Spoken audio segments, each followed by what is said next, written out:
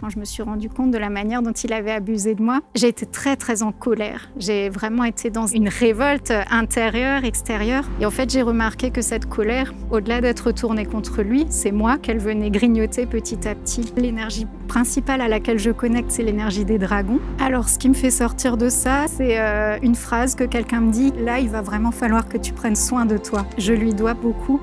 Ouais. Et je crois que c'est ce qui m'a permis d'aller vers le pardon, ce qui l'a permis d'ouvrir chez moi. Oui. C'est ce qui a donné du sens à ma vie. Merci donc d'accueillir Élodie installée sur les canapés. Bonjour Élodie. Bonjour. Merci d'être là, merci de vous raconter, énergéticienne bien sûr, mais pas que. Vous allez voir que le champ d'action et la palette d'accompagnement que vous propose, des outils et des rituels que vous propose Élodie est bien plus vaste que le simple titre d'énergéticienne. Mais il y a un truc qui m'a étonné dans votre fiche de production. Quand vous dites qu'en 2018, oui, vous avez rencontré un praticien soi-disant chaman, en tout cas qui se disait chaman. Donc il l'était ou il ne l'était pas ? Ah bah, apparemment, il ne l'était pas, cet homme-là. Donc effectivement, en 2018, j'étais totalement découverte de ce monde-là, du monde de l'énergétique, et je rencontre cet homme qui se dit chaman. Alors moi qui n'y connaissais rien, je me dis waouh, des tambours, des bols de cristal, voilà, je suis impressionnée. Et il se trouve que cet homme était tout sauf ce qu'on nomme aujourd'hui un chaman, en tout cas quelqu'un qui est dans la lumière. Dans la lumière, ouais. Voilà, donc c'est quelqu'un. Comment est-ce que vous accueillez ça ? Est-ce que vous êtes déçu au point de vous dire, bon, visiblement c'est encore pas pour moi ? Ou est-ce qu'au contraire, vous dites, bon, c'est pas grave et on va voir ailleurs, quoi ? Alors à ce moment-là, il se trouve que cet homme a des pratiques très très sombres et que très rapidement, dès notre première rencontre, il me met sous emprise. Donc moi, je ne suis absolument plus en capacité de me poser de questions. Donc je suis à l'idolâtrer totalement, à être en absence totale de me dire est-ce que ce qu'il me raconte c'est juste ou pas. Je perds totalement mon libre arbitre. Et vous êtes sous emprise, quoi, pour le coup. Totalement, totalement. Et qu'est-ce qui vous fait sortir de ça, de cette ornière ? Alors, ce qui me fait sortir de ça, c'est après 1 an de cette emprise, c'est une phrase que quelqu'un me dit, une personne que je rencontre juste le temps d'une soirée, qui me dit « Là, il va vraiment falloir que tu prennes soin de toi ». Et à ce moment-là, j'ai un espèce de déclic, une énergie qui revient et qui me dit « Effectivement, à ce moment-là, il est temps de revenir à soi ». De revenir à soi. Alors, dans votre cursus, vous avez fait une licence de psycho. Oui. Une licence de psycho, vous avez travaillé en EHPAD. Donc là, on sent bien qu'il y a déjà les prémices de l'accompagnement. Oui. Et puis, il y a eu des événements dans votre vie. On a parlé de cette année 2018. Il y en a eu d'autres aussi qui ont été relativement problématiques. Et vous parlez à un moment donné de votre clairvoyance et de votre faculté de télépathe, comme on dit. Comment ça arrive dans votre vie ? Eh bien, ça arrive justement en parallèle de la rencontre avec cet homme. Et c'est ce qui me fait aussi croire encore plus à tout ce qu'il me dit, puisque en parallèle de ça, pour moi, effectivement, la clairvoyance commence à s'ouvrir. Je commence à voir les mondes invisibles. Moi qui avant était dans un monde très terre-à-terre, croyais à peine à l'existence de l'âme. Là, j'arrive dans quelque chose qui est totalement nouveau pour moi, totalement inédit. Et comment vous savez que ce sont des perceptions ? Comment vous ressentez ça ? Alors au début, justement, je ne me pose pas la question parce que lui, me parlant de ces êtres de l'invisible, je me dis, tout ce qu'il dit, c'est paroles d'évangile. Donc évidemment, moi, quand je commence à voir, je me dis, je me pose pas la question en fait de savoir. Et c'est seulement après, en sortant de cette emprise, que j'ai commencé à tout rejeter en bloc. D'abord en me disant, j'ai tout associé à lui. Et puis finalement, petit à petit, je me suis rendu compte que ce que je pouvais percevoir, il y avait quand même une part, en tout cas, qui correspondait à ma part de vérité à moi. Et c'est à ce moment-là que j'ai commencé à faire la part des choses plusieurs mois plus tard. Mais ce qui est assez fou, c'est qu'on pourrait comprendre que c'est le fait d'avoir été sous son emprise qui était évidemment traumatique, problématique, fait que le choc vous permet d'avoir ces perceptions-là? Alors, c'est comme ça que j'interprète les choses aussi, effectivement. C'est aujourd'hui, ce dont j'ai l'impression, en tout cas, c'est que plus dans ces moments-là, j'ai été mise dans des espaces d'ombre, en descendant dans mes profondeurs, plus il y avait quelque chose qui me tirait vers quelque chose de très, très lumineux et qui a permis justement de commencer à écrire, à canaliser et puis à commencer à écrire les livres que j'ai écrits ensuite. Oui. Alors, la canalisation, comment est-ce que c'est en écriture automatique? Alors, non, c'est vraiment Intuitive? en écriture intuitive et puis je reçois les messages par télépathie, oui. Ouais. Comment est-ce que vous vous souvenez des premiers instants parce que je me dis toujours que lorsqu'on a ces facultés-là, en tout cas lorsqu'on a réussi à développer ces facultés-là, il y a un début. Alors, le début, alors pour le coup, moi, mon énergie principale, l'énergie principale à laquelle je connecte, c'est l'énergie des dragons. Et un jour, j'ai cette énergie-là très, très forte qui est venue vers moi et qui me dit simplement « prends une feuille et commence à écrire ». À ce moment-là, comme moi, je ne me posais aucune question, j'ai effectivement pris une feuille, commencé à écrire. Et là, je me suis dit « waouh, ce que j'écris », il y a quelque chose qui me permet de donner du sens à tout ce que je vis, qui me permet de me dire « ah, la vie a un sens, justement ».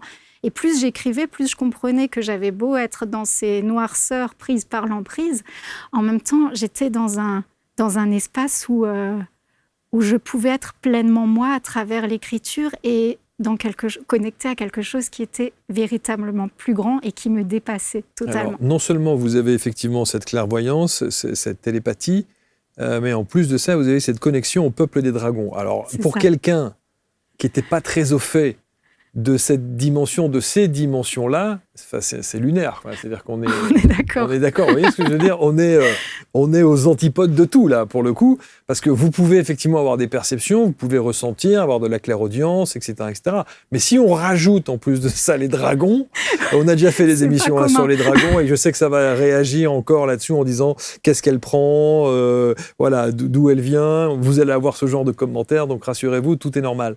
Mais on peut s'imaginer qu'effectivement, c'est la stupéfaction, sans doute, non ? Alors, pour le coup, non, parce que cet homme qui m'avait mise sous son emprise était très connecté au dragon. Et comme lui m'en parlait, moi, je me disais, OK, c'est normal. Oui, mais après, une fois que vous avez compris que vous étiez sous son emprise... Et ensuite, effectivement, à ce moment-là, je me suis dit, voilà, j'ai tout rejeté. Les dragons, pour moi, ça n'existait plus. Et à un moment donné, je me suis dit, mais attends, cette puissance-là, je la ressens à l'intérieur de moi. Ouais. Il y a quelque chose qui est là, pourtant, qui est bien en dehors de ce que quelqu'un d'autre peut me dire. C'est là, à l'intérieur. Ça me fait vibrer, ça m'ouvre le cœur. Et c'est à partir de ce moment-là que moi, j'ai commencé à faire le tri, à retrouver mes énergies, à retrouver ma souveraineté et à me dire, effectivement, cette énergie des dragons, elle est là. C'est un archétype auquel on peut tous connecter. Comment vous savez que c'est cette énergie-là ? Est-ce que c'est un truc que vous ressentez, comme vous le décrivez, très, très, très, très clairement ? Comment vous savez que c'est... Parce que vous les voyez ? Alors, je les vois, effectivement. Et au-delà de ça, c'est vraiment... vous savez, ce moment où on dit « je sais », cette certitude qu'on a, qui vient vraiment du fond des tripes, où il y a cette énergie-là, cette puissance qui est là et qui, pour moi, est vraiment assimilée à l'énergie de vie aussi. Oui, mais encore une fois... Des puissances énergétiques, il y en a à foison. Comment savez-vous que c'est précisément celle des dragons ? Parce qu'effectivement, les dragons, moi, je les vois, ils se présentent à moi, alors sous différentes formes, mais effectivement, ils ont une énergie qui est typiquement la leur. Et par exemple, quand une énergie angélique se présente, on sent vraiment la différence. Le dragon va nous amener un espace vraiment de communion avec les éléments aussi, qui est vraiment, qui lui appartient, qui est à lui. Donc, vous savez que vous allez faire réagir en faisant ça. Oui. Vous assumez complètement cette partie-là. C'est normal. C'est normal. C'est le jeu. C'est le jeu de la mise en avant et c'est le jeu aussi de la... Et c'est beaucoup de courage, je trouve. Hein. Ouais. Parce qu'on en a eu des émissions sur les dragons et je vous assure qu'effectivement, sur cette énergie de dragon, et effectivement, il y a des gens qui ne sont pas très, très ouverts à ça. Donc, passez votre chemin si ça ne vous parle pas. Mais jugeons-les, en tout cas, accueillons plutôt. Ne jugeons pas. Accueillons les choses telles qu'elles se présentent et sans mauvais jugement. Salut, c'est Fabien Lefebvre en direct de La Réunion pour notre dernier événement de groupe. Si toi aussi tu veux changer, évoluer, te transformer, viens participer à un de nos événements. Tu vas sur le site ABC Talk, tu auras toute la liste des événements 2026. On se retrouve, on se met au boulot. C'est parti.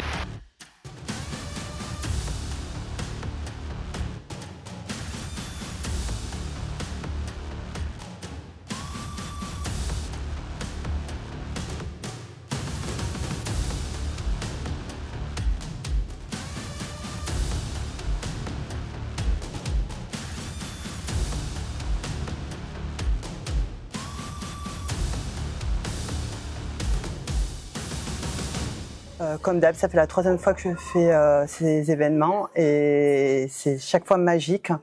Il y a toujours des nouvelles choses et vraiment c'était rempli d'amour et de bienveillance et c'est vraiment transformateur. Et je souhaite à tout le monde en fait de vivre une expérience comme ça une fois dans sa vie.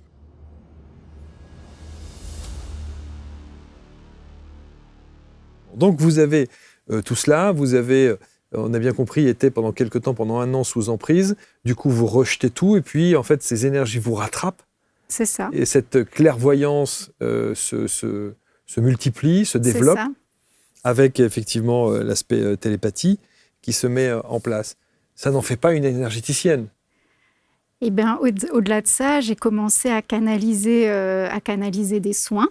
Alors, au départ, je testais évidemment tout ce que je canalise, tous les rituels que je canalise, je les teste d'abord sur moi pour voir comment un corps physique peut y réagir. Après, je propose éventuellement à mes proches, enfin pas éventuellement, je propose à mes proches.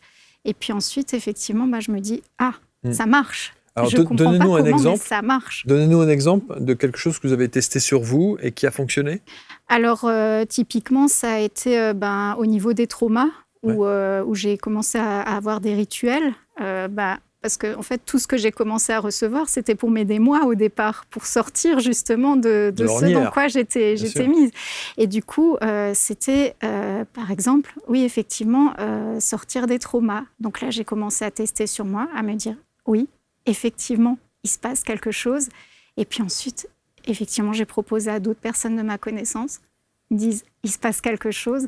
Et là, je ne sais pas comment ça se passe, mais pourtant, le fait est que ça se passe. Alors, ces rituels dont vous parlez, comment est-ce que vous les mettez? Alors, vous n'allez pas les donner, évidemment, mais comment est-ce que vous les mettez en application? C'est quoi? Ce sont des prières? Ce sont des soins? Parce que vous parlez de soins énergétiques, pour le coup. Oui, alors j'en ai donné énormément dans mes livres que j'ai écrits, où effectivement, il y a beaucoup de rituels. Alors, le premier, sans doute le plus important, c'est le rituel sur le pardon, qui m'a beaucoup, beaucoup aidée, par exemple. Et puis, effectivement, ensuite, je les transmets au travers de formations aussi sur les soins énergétiques, typiquement reliés à l'énergie des dragons. Et oui, je vais faire parler. C'est sûr, non, mais c'est sûr et certain. Et je veux vraiment rester toujours dans cette bienveillance et l'accueil, en tout cas, des informations. Ici, il n'y a pas encore une fois, il n'y a pas de jugement hâtif. Il y a des tas de gens qui s'y retrouvent. Il y a des tas de gens pour qui ça fait beaucoup de bien. Il y a des tas de gens pour qui ça fonctionne. Donc, on a aussi quelques détracteurs qui se chargent régulièrement de venir polluer les commentaires. Mais c'est pour ça que je trouve qu'il faut beaucoup de courage quand on parle de cette énergie-là. Si on reste sur la symbolique de l'énergie, c'est une chose. Si en plus de ça, on dit « mais moi, je les vois », c'est là où ça commence effectivement à être plus délicat. Quand vous dites « vous les voyez », c'est véritablement ce que l'on s'en fait, nous, dans l'imaginaire collectif ? Alors, je les vois effectivement beaucoup représentés comme on va les voir dans la tradition celtique, c'est-à-dire avec des ailes, mais je peux aussi les voir, par exemple, comme on les voit représentés en Asie. Alors, c'est ce qui est intéressant aussi avec l'histoire des dragons, c'est que, par exemple, chez nous, effectivement, c'est une énergie dont très souvent on a peur, parce qu'elle a été très décriée dans nos traditions, alors que si on va en Asie, les dragons sont représentés partout et ils sont respectés. Il y a vraiment beaucoup, beaucoup d'histoires en Indonésie, par exemple, où les dragons sont des personnages, des êtres à part entière qui peuplent la vie des gens et où les gens, trouvent ça tout à fait normal. Je crois que c'est dans le Nouvel An chinois où la symbolique du dragon, il y a des défilés dans les rues avec justement j'allais dire le personnage du dragon, mais en tout cas, Alors, dans l'inconscient collectif, effectivement, il y a cette tête de dragon, mais qui a une sorte de corde de serpent, un peu. C'est exactement ça. Et en fait, c'est ce que moi j'assimile aussi quand je dis que cette puissance du dragon, on l'a tous à l'intérieur de nous. C'est parce que quand les dragons ont commencé à m'expliquer leur rôle aussi dans la puissance de vie qu'ils jouent à l'intérieur de nous, c'est que moi, la Kundalini, ils m'ont montré que réellement, donc c'est l'énergie de vie qui nous traverse tous et toutes, elle est portée par cette énergie-là aussi et par ce qu'on nomme le souffle du dragon, qui est notre respiration en fait. Donc on est tous connectés à cette énergie de vie et à cette énergie de guérison. Le tambour, Oui. ça vous pratiquez aussi? Oui. Ouais. Alors pareil, le tambour est venu à moi à un moment donné. J'en ai acheté un d'abord et puis ça ne me convenait pas, donc je suis allée en fabriquer un. Et puis ce tambour, il y a cette connexion que je n'explique pas non plus. C'est quelque chose qui joue à travers moi du tambour et qui chante à travers moi aussi dans ces moments-là. Donc vous vous retrouvez dans des états de transe quelque part? C'est ça. Ouais. Alors maintenant, c'est une transe que je maîtrise quand j'accompagne évidemment les gens. Il vaut mieux. Il vaut mieux. Mais c'est vrai qu'après, moi, pour moi-même, je peux me mettre effectivement dans des états de transe aussi pour aller voyager, oui. Qui sont les gens qui vous consultent? Alors, on va avoir des gens qui ont besoin de soulager des douleurs, des maladies, par exemple. On va avoir des gens aussi, on parle beaucoup de problèmes de cœur, par exemple, de relations, voilà. Et c'est aussi beaucoup des gens qui ont besoin d'aller vers une ouverture de conscience. Donc, pas forcément des gens... Alors, évidemment, les gens qui viennent me voir sont un petit peu plus ou moins ouverts, ou en tout cas au fait du monde de l'énergie des dragons. Mais ce n'est pas uniquement ça. L'idée, c'est de venir amener de la conscience dans tout ce qui nous entoure, de se dire que ce n'est pas juste ce qu'on voit, mais qu'il y a quelque chose au-delà de ça. En tout cas, tout ce que vous faites dans les rituels, dans l'accompagnement, tout vous a été donné en canalisation. Tout à fait, tout à fait. En 2018. Alors, depuis 2018, parce que je n'ai jamais cessé de canaliser. Il y a rarement 3-4 jours d'affilée où je ne canalise pas, effectivement. Donc, cette canalisation, elle se fait en écriture intuitive? Oui. Tout à fait. Donc vous laissez évidemment libre cours à ce qui vous arrive et vous ne faites que retranscrire, vous retranscrivez. C'est ça. Ce qui vous est donné. Oui, alors c'est vraiment un moment où... alors, j'allais dire je prête mon corps, mais ce n'est pas vraiment le cas parce qu'il n'y a pas un être qui va prendre le pouvoir sur mon corps, mais par contre, il y a vraiment un espace de moi qui s'ouvre et qui laisse parler le cœur à ce moment-là. C'est vraiment ça. Quand vous parlez de canalisation et de retranscription de cette canalisation, c'est ça la médiumnité? Alors, entre autres, et puis après, j'ai aussi la possibilité de voir un petit peu les énergies autour des gens, les êtres, les guides qui les accompagnent, de connecter à leur âme aussi. En même temps, si vous voyez les dragons et que vous ne pouvez pas voir le reste, ça serait quand même super frustrant. Ce serait frustrant, oui. C'est sûr. Ce serait frustrant, oui. Donc, on peut vous consulter uniquement pour de la médiumnité? Oui, tout à fait. Je fais aussi des canalisations. Donc, il y a plein de gens qui, parfois, ne comprennent pas ce qui leur arrive dans la vie et puis qui viennent effectivement me consulter pour ça, oui. On peut s'imaginer que tous ceux qui sont dans cet accompagnement, énergéticienne ou thérapeute, accompagnant de vie et autres, on sait à quel point il faut commencer d'abord par soi pour essayer de régler les problèmes. Vous l'avez fait sur vous?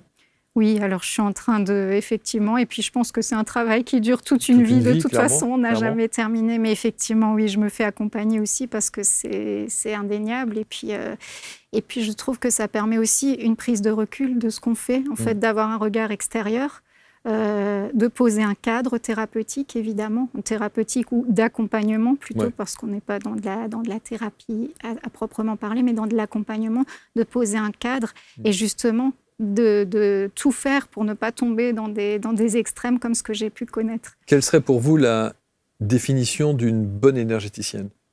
Elle est difficile, votre question. En 3 points, quelles seraient pour vous, en 3 points, voilà, les qualités premières requises pour être, selon vous, une bonne énergéticienne? Je pense qu'une bonne énergéticienne, ce serait quelqu'un qui amène la personne qu'elle accompagne à revenir à soi avant tout, à prendre conscience de ses propres capacités, de son propre pouvoir créateur aussi sur le monde qui l'entoure et effectivement de tout ce qui réside en lui, en elle, tout en gardant cette juste distance aussi de ne pas influer sur le chemin de la personne, de pouvoir éventuellement parfois accompagner, éventuellement être une boussole, mais de laisser la personne marcher son propre chemin. Est-ce que vous êtes parfois tenté de faire plus ? Non, parce que je suis vraiment... justement, ce que j'ai vécu m'a permis de prendre ce recul et j'essaye de faire très, très, très attention à chaque mot que je dis parce qu'effectivement, dans cette relation d'accompagnant-accompagné, je remarque à quel point parfois la limite est très, très, très, très... C'est subtil. Pour ne pas retomber dans quelque chose qui pourrait être de l'ordre de la prise de pouvoir sur l'autre. Ouais. En tout cas, en même temps, vous avez un dragon sur l'épaule. Hein, donc, je pense que s'il y avait un écart... Sans doute on viendrait sans doute vous remettre dans le droit chemin. Passeuse d'âme. Oui. Ça va avec la médiumnité. Oui, et c'est quelque chose qui s'ouvre de plus en plus. Donc, effectivement, les gens viennent me voir aussi pour ça, de plus en plus. Alors, pour des passages d'âme qui sont parfois un petit peu... La dernière fois, par exemple, j'ai une personne qui est venue me demander, son frère avait fait le choix de se faire euthanasier en Suisse. Et elle me dit, est-ce que tu peux aider à ce passage-là ? Donc évidemment, j'ai pris contact avec le frère, voir s'il était d'accord. Et effectivement, on a fait ce passage-là pour que lui puisse être en paix. Donc ce sont des choses qui se manifestent aussi de plus en plus.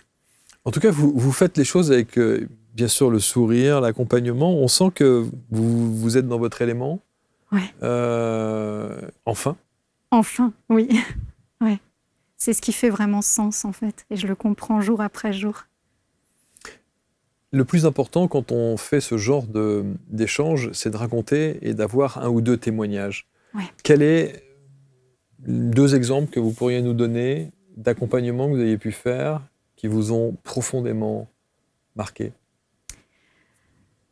Eh bien, puisqu'on parlait de passage d'âme, je pense à un accompagnement très récent où une personne vient me voir, elle me dit, elle doit avoir à peu près 40 ans, et puis elle me dit, tu sais, depuis toute petite, je ne dors pas.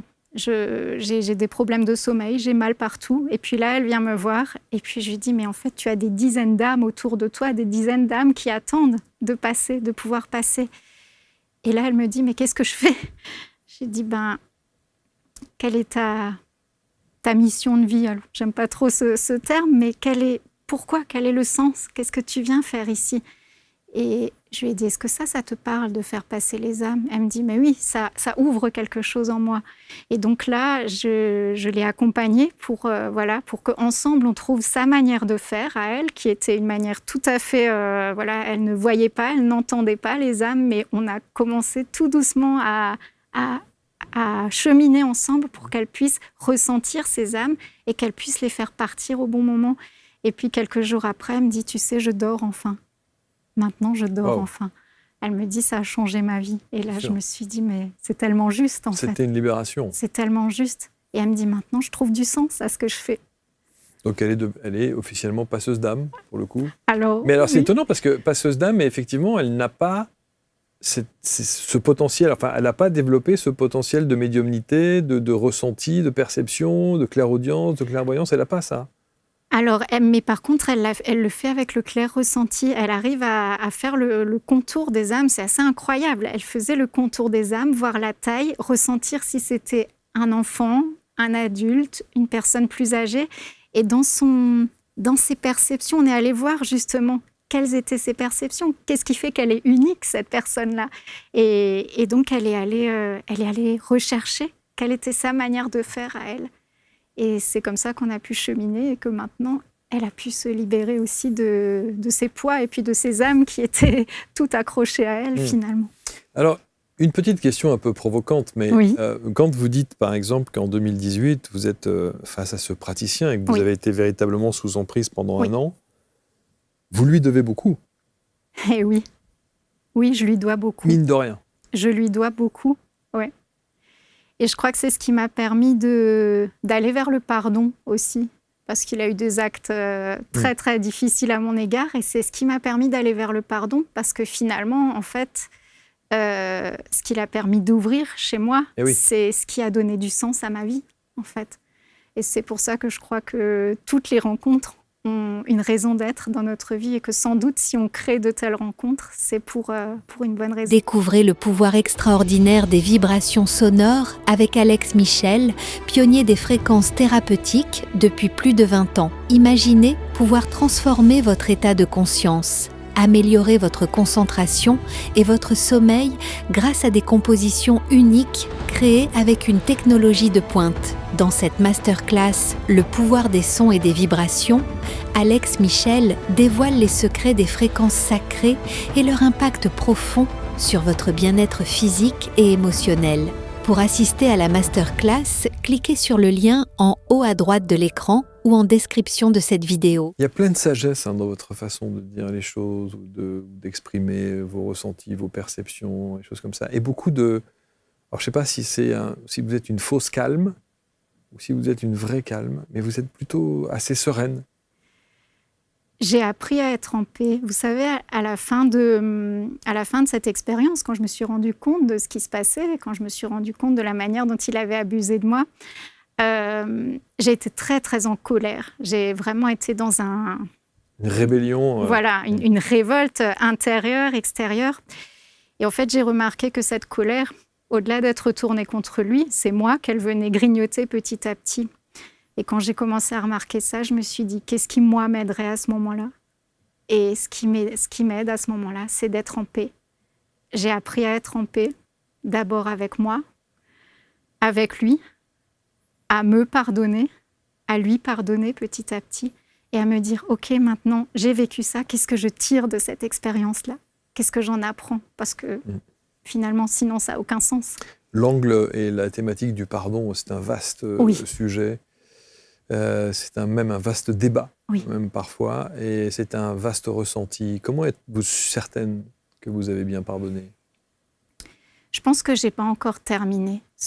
Alors, je n'utilise pas souvent le mot travail, mais ce travail du pardon, parce que pour moi, c'est quelque chose d'assez difficile. Mais je pense que ça aussi, c'est un chemin. Ouais, ça aussi, c'est un chemin.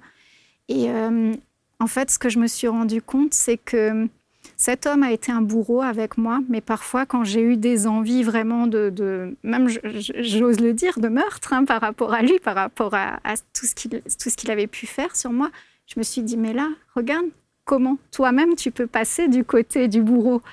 Et à ce moment-là, je me suis dit, est-ce que c'est ça que j'ai envie de devenir ? Non. Certains nous disent, et je pense notamment à mon ami Olivier Clerc, qui est un spécialiste du pardon, enfin il en parle beaucoup dans ses ouvrages, il dit qu'on sait véritablement qu'on a su pardonner en conscience à partir du moment où on ne ressent plus d'animosité particulière face à son bourreau, justement. Vous avez encore des prémices de ça, peut-être de colère ou d'incompréhension, ça veut donc dire que vous ne lui auriez pas pardonné à 100%? Je pense qu'aujourd'hui, je ressens plus de colère quand je pense à lui. Je ressens parfois de la pitié, mais je ressens plus de colère. Est-ce que j'ai totalement pardonné ? Peut-être pas encore. Peut-être que c'est le chemin encore. Mais en tout cas, je suis en chemin. Est-ce que vous apprenez aussi le pardon ? Oui. Aux autres ? Oui. Je le propose aux autres parce que, en fait, je pense que c'est quelque chose où il faut être prêt. Parce qu'il y a un temps pour pouvoir pardonner. Et parfois, ça met des années. Parfois, on n'y arrive jamais. Peut-être aussi.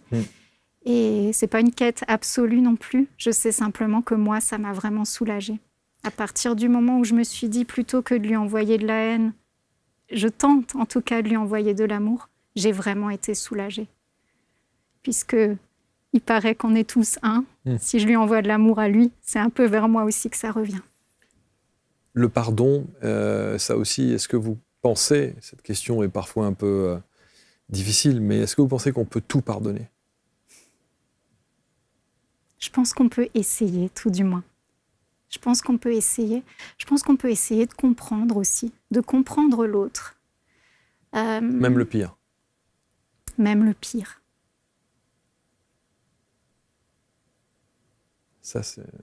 Ça mérite une réflexion approfondie, hein, une émission entière là-dessus. Ouais. Ouais. En tout cas, c'est passionnant de voir à quel point vous avez su transformer ce qui vous a tellement fait du mal, et en même temps qui vous a permis cette ouverture, ce développement, et c'est là tout le paradoxe de l'être que vous êtes aujourd'hui, quoi. Il paraît que dans tout, il y a un cadeau déguisé. S'il paraît. Cadeau mal emballé, comme on dit. Ouais. Ouais. Énergéticienne, accompagnatrice de soi à soi, médium, les soins énergétiques, évidemment, les rituels, le voyage au tambour. On peut vous consulter à distance, oui? Oui, tout à fait, à distance ou en présentiel. Tout à fait. Et on va mettre aussi autour de la vidéo vos ouvrages. Oui. Parce que combien vous en avez écrit? Alors, j'ai écrit 2 livres et un oracle auto-édité. Bon, ça aussi, on va le mettre en lien. Qu'est-ce que vous aimeriez que l'on retienne de vous, Élodie? Ce que j'aimerais qu'on retienne, c'est que l'ouverture du cœur peut tout changer. Même face au pire, lorsqu'on arrive de se dire « Est-ce que là, je peux ouvrir mon cœur? Est-ce que là, je peux mettre de la conscience sur ce qui se passe ?» Ça peut tout changer. Et ça peut réellement changer une vie. Vous savez que ça, c'est presque parfois des phrases. C'est une phrase qui m'agace profondément, ça. Ah! L'ouverture du cœur. Ouais. Parce que c'est une notion que je trouve je la trouve tellement vraie et tellement abstraite. Ouais. Et alors, chez moi, au-delà de ça, elle est venue être un ressenti profond.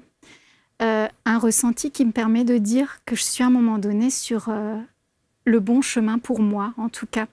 Je sens ces moments où, quand je vais quelque part et que mon cœur, vraiment, je le sens physiquement, que mon cœur, il est contracté. Je me dis, ok, c'est pas juste. Et il y a des moments où vraiment, j'ai cette impression où quelque chose respire à travers le cœur, comme si la vie respire à travers le cœur. Et je crois que c'est ça que je nomme cette ouverture de cœur, où là, je me dis, là, il se passe quelque chose. Là, ça vit à travers moi. Bravo. En tout cas, bravo. C'est très intéressant de vous entendre. Donc, on va mettre autour de la vidéo tous les liens pour rentrer en contact avec vous. Les liens, évidemment, en fonction de vos actualités. On est en one-to-one pour les soins, mais vous faites du collectif aussi? Oui, aussi, ouais. En groupe et en individuel. En groupe et en individuel, à distance ou en présentiel? Oui, tout à fait. Donc, il faudra aller manger de la Flammenkuche ou c'est ça, ou de la choucroute. Ou du Kouglof. C'est tout du à fait Kouglof ça. en Alsace, évidemment. Magnifique, j'adore le Kouglof. Merci beaucoup, Élodie. Merci, Marc. Merci pour votre authenticité, votre sincérité et le courage aussi dont vous faites preuve pour venir nous parler de vous, de vos ressentis et de vos perceptions. Vous commentez avec bienveillance, comme d'habitude, s'il vous plaît. Et puis, on se retrouve quant à nous très très vite pour un prochain Portrait Index. Merci à tous.